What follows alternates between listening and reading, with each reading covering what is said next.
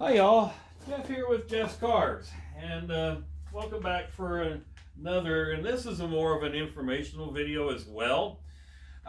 So a couple things just to kind of update you.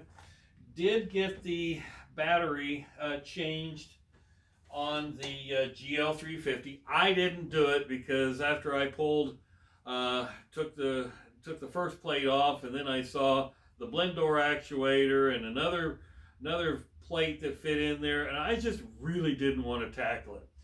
But the shop I had it, and he's done work for me before. I took it to Freeway Car Care Center in Fremont, Nebraska, and for $130 he changed it out because it took about an hour.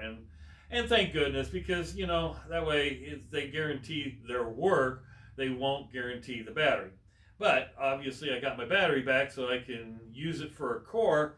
But I looked at the when they took the battery out. It's a from the know-how guys. So battery I put in had 900 cold cranking amps. This one has 850. Has a date code of the date sticker of October 21. And here it is, 2024. So I don't. It's probably a 3-year battery. It's a Napa Legend Premium, I guess. The one I got was a 4-year battery. Most of them I found were 3-year batteries, and it lasted 3 years. Man, that's just getting ridiculous. It used to be, you get a battery that you buy it, and it's a 3-year battery and it lasts 5. Well, this is a 3-year battery. It lasted 3 years. So the GL350 is running again. Now, so there was some comments on a couple of the videos that I thought were kind of comical. A comment that really came to mind was, Jeff's living in a fantasy world for many years. German vehicles' reputation is poor reliability, expensive repairs, and in never-ending issues that increase over time. So, which German vehicles overall, I'm going to say yes, that's fact. There was an era of Mercedes-Benz that the W126 era, which was probably one of the highest quality eras, because Germans, you got to remember, you went from a $30,000 car, $20,000 to $30,000 car with a 116 chassis, to a $50,000 to $70,000 car in the 80s, with the late 70s, early 80s, and throughout the 80s of the W126 chassis. And that quality, or that time period, was probably one of Mercedes-Benz's highest quality. Now, over time, things get, things do break. But, you get to the newer ones like my GL350, you expect when you're spending $70,000 to $90,000 brand new that a vehicle is going to last you. You go buy a $125,000 Cadillac Escalade, you don't want to be going to the shop. I mean, in today's world, there is no new car at $15,000. And so those would be the cars you expect, if there were any, that would break down constantly or have continuous repairs. However, I did some research, and I got a list here, and I'm not going to go through the whole list, but I'm going to go through a few of them. The least expensive car brands cost to own over 5 years. Now, this is quite an interesting list, because the first 6 or first 5 are actually pretty inexpensive cars. Number 1, Fiat. And this is a brand. This is a brand as a whole, not as a specific model. It's a brand as a whole. Fiat, number 1. Number 2, Mitsubishi. Surprising. Number 3, Mazda. Number 4, Honda. No surprise. Number 5, Hyundai. Okay, that one, I thought they were a little costlier to own, but they must have, the Koreans must have some good product. Number 6, Subaru. Number 7, which shocks me because it's a German automobile, VW. Their VW must have improved their quality over the last 5 or 6 years or so, because I've had people tell me VWs are probably the worst quality. Number 8, Kia. Number 9, Toyota. And number 10, which really shocks me, is in the top 10, is a Mini. Least expensive car brands cost to own over 5 years. Interesting. Then number 11, Buick, and number 12, Chevy. And then the list goes on and on. We'll go down to number 31, BMW. Number 32, Mercedes. Number 33, Land Rover. Number 34, Porsche. So, poor reliability and expensive in repairs and never-ending issues that increase over time. Well, yeah, Mercedes does fall somewhat into that category, because it is not, and Mercedes has never been known to be, a least expensive car to own, or car to own, or cost of ownership over 5 years. So the German engineering, a lot of times they probably put things out that are probably, maybe a little too soon in the market. I know that Audis are very expensive to own, and so on and so forth. So, being Mercedes is number 32 on the list, cost of ownership doesn't surprise me over 5 years. Now, this is a game changer, and it does follow what the statement of, ending in issues that, expensive repairs and never-ending issues that increase over time. But here is the top 5 most expensive cars to maintain over 10 years. Number 1 is not a European car. It is a Ram 2500 to 5500. This is the 3/4 ton or larger, the heavier duty chassis. The annual cost is $778 a year, with a 79.2% chance of needing a major repair over that 10 years. Now think about that for a second. And where would that 79.2% of needing a major repair come from? Well, Ram, over the years, since in the 2009, 10, or 11, has been transmission issues. It certainly can't be the Cummins engine for the diesels, but could it? Because the annual cost is $778 a year. That's what it costs to run a Ram 2500 or 5500. I'm just going from what the facts I have found are.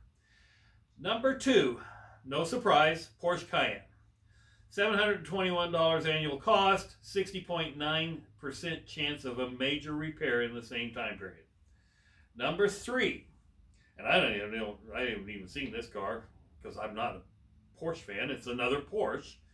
The Porsche Maca or Maca, $679 annual cost, 60.9% chance of a major repair as well, just as it's the previous one. Okay. Number 4, this one's crazy. The Ram ProMaster van. Interesting. Another Ram product. $621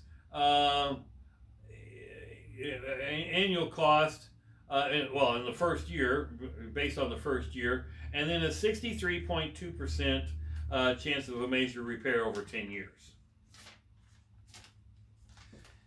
Then we go down to number 5, European, BMW X6M. $693 in year 1, 54.6% chance of a major repair over 10 years. Number 6, Mercedes Sprinter. So, gee, ProMaster Sprinter van. Okay. $621 in the first year, 560 or 56.7% over 10 years. Number 7, BMW X7. Number 8, BMW X5. Number 9, Porsche 911. And then this one's no surprise, the Land Rover Range Rover. No surprise to me on that because I've owned a Land Rover Discovery 1, a Land Rover Discovery 2. I've owned a 80s version Range Rover, and my daughter, one of my daughters owned a Land Rover LR4, which was a disaster. Needed an $8,000 worth of repair. She just got out of it. Let the dealer fix it. She took the hit on her credit for several years, and just has worked through it. Put her in a great Jeep Grand Cherokee, which actually made more sense, and she's now getting about right side up. Now, let's talk about Mercedes. Because I am a Mercedes person, I like the Mercedes automobile, and and am I living in a fantasy world? I expect, as a consumer, I would expect whatever vehicle I buy or whatever vehicle I can afford to buy, I would expect it to last. I would expect it to have, if I do all the regular maintenance as intended, I expect for that piece of equipment to not fail me 100%. At the rate of at the rate of 79.2%. Expecting a Ram pickup to have a 79.2% chance of failing, having a major failure over 10 years. No. So, but Mercedes ranked 29th out of all the auto brands in reliability. Some of the sources are saying 27th, but I'm going to go with the worst one at 29th. But it's ranked 16th for the luxury brands. So, and when the luxury brands were, that's going to be included with, Lincoln and Cadillac and Lexus and Infiniti and Porsche and Land Rover, all of those brands, because those are considered luxury brands. But once you get past the warranty period, it's ranked 10th for used car reliability. Now let's think about that for a second.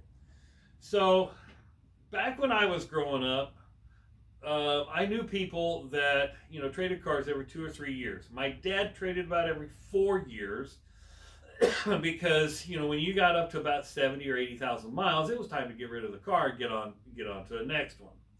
And that's kind of the way my family works. My dad and my parents were both educators, so they didn't make a lot of money, so they were buying Pontiacs or Pontiacs was basically the car of the 60s and the 70s that my parents had. And so, back then, a brand new car, you finance for 3 years, your payments were $200 a month, that's a lot of money. Well, today, you take that same, $2,500 Pontiac from 1967 and propel that to today, that's about $15,000 in today's money. Well, your payments are not $200 a month because, now you make a little bit more money and so on and so forth. But it's less than, you don't want to be more than 15% of your total income in a car payment. So a lot of people buy used cars. And so I look for those brands that, okay, the wealthy have already put their money and they've driven it, they've driven the miles, they put their 70, 80,000 miles on it, and you go buy that car. That becomes a used car. And so with Mercedes being 10th in reliability, I don't know what because I was just specifically looking at Mercedes, I don't know what number 1 through 9 are. I'm going to guess that Toyota's in there and Honda's in there and Lexus is in there and so on and so forth. But 10th is not bad overall. You still have the maintenance aspect of the work you need to do, keep your car up, upkeep. But tenth for used car reliability, I'll buy off on that. However, on a Mercedes, the maintenance costs are higher than average, with depending on the model, and they've got a wide range of models, because you can still get a Mercedes CLA for $36,000, $38,000, and then all the way to your S Class and your G wagons, which are in the $200,000 range. The average cost of maintenance and repairs per year is between $600 and $1,200. So $50 to $100 a month in maintenance, depending on how much you drive, it's really not that bad. I mean, go get you a brand new Hyundai. You're probably still going to spend between $200-300 a month to $600 a month in maintenance costs. And then lastly, and I've always known this, the E-Class Mercedes has always been the most reliable of all Mercedes-Benz, at least in the modern day times. And my buddy Tom has always liked the E-Class, because you get some of the features of the S-Class, but yet you get the value added items more so than the C-Class. The C-Class C-Class and A-Classes have always been, least amount of money in cost, but then the S-Class has always been the most expensive. So the E-Class is kind of in the middle, takes from the both worlds. So my thoughts, and I always liked the S-Class because I've always liked the larger cars. I mean, growing up, I had Mercury Marquis, I had big Ford Thunderbirds, I've had, the larger vehicles. And so that's why I like the larger Mercedes-Benz. It's a preference. But folks, there you have it. Just kind of more of an informational video. I welcome any comments. Mercedes is not a cheap car to own, but if you're looking for, kind of a touch of class, Mercedes has got it. Appreciate you watching. I invite the comments. I invite you to subscribe to my channel. I'll throw some of these out there every now and then, in addition to the other my other videos and the how-tos. I am going to start taking apart the wood pieces of the SEL. Excuse me, and start refinishing them a little bit, because I'm going to do them inside in a climate-controlled environment. But we'll go with that, and that's what's upcoming. I'm also going to refoam the rear seat pads on the SEL carpet, and then I may do the same thing to the SL at some point. But again, the decision on the SL is going to be the paint color and what's going to take place on that. Appreciate you watching. Have a great day.